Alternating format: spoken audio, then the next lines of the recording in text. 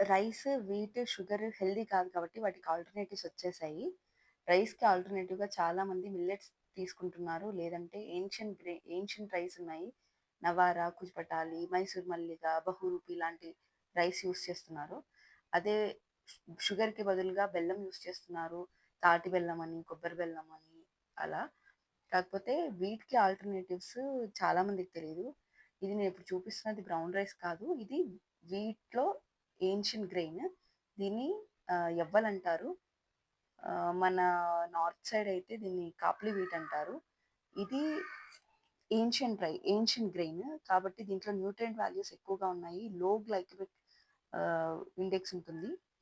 ఇది డయాబెటిక్ పేషెంట్స్‌కి మంచిది. దీంట్లో గ్లూటెన్ అనేది చాలా తక్కువుంటుంది. ఇది మేము ఈ మంత్ స్టార్ట్ చేసిన కొత్త ప్రోడక్ట్ యవ్వ పిండి.